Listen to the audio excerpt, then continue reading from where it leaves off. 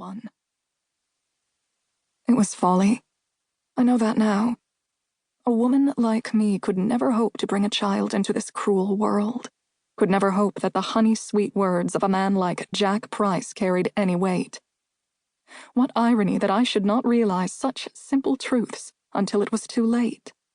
Should not realize them until my blood ran icy in my veins and my broken heart stopped beating.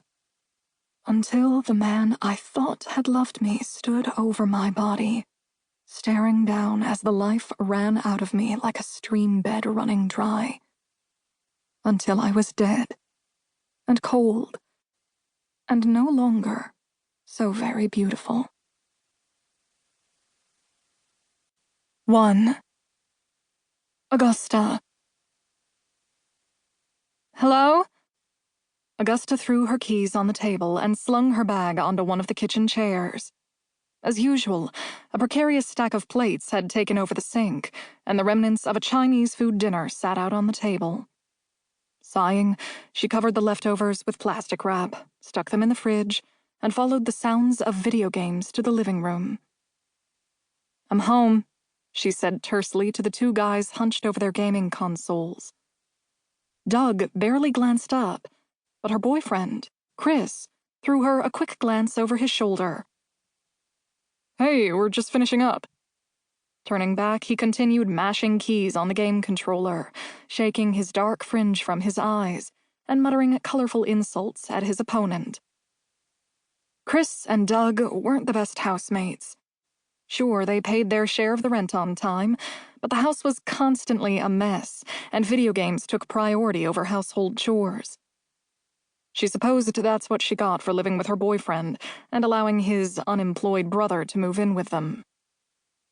"Well, I guess I'll be in my room if you need me," Augusta said, too exhausted to pick a fight about the mess in the kitchen. "You can stay and watch," Chris said, without turning back around. She'd had a long, hard day. Between the air conditioning being broken at work and discovering she only had $98 in her bank account after paying her cell phone bill, she wasn't in the mood to watch Chris and Doug massacre each other with bazookas. She grabbed an apple from the kitchen and went back to the room she shared with Chris, closing the door against the sounds of gunfire and explosions. Outside, the occasional car passed by in a sweep of headlights, and somewhere down the street, a dog barked. Loneliness curled around her as she sat at her laptop and began cycling through her bookmarked job listing sites. Her job giving tours at the old city jail in Salem was all right.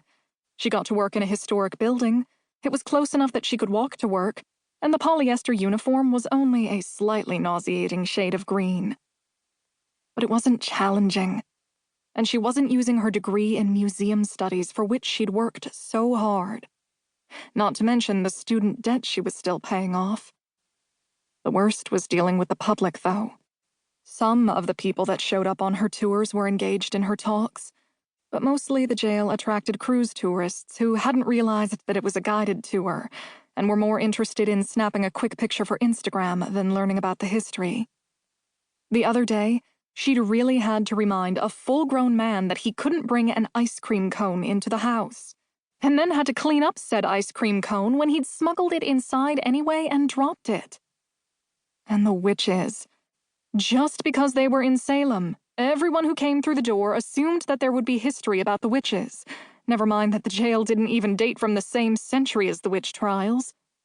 Most days she came home tired, irritable, and unfulfilled. From the other room came an excited shout as Chris blew up Doug's home base. Augusta turned her music up.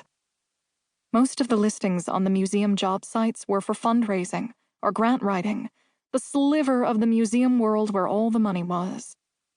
She knew she shouldn't be choosy, the millennial voice of reason in her head telling her that she was lucky to have a job at all. But Chris, with his computer engineering degree, actually had companies courting him, and his job at a Boston tech firm came with a yearly salary and benefits. She was just about to close her laptop when a new listing popped up. Harlowe House in Tynemouth was looking for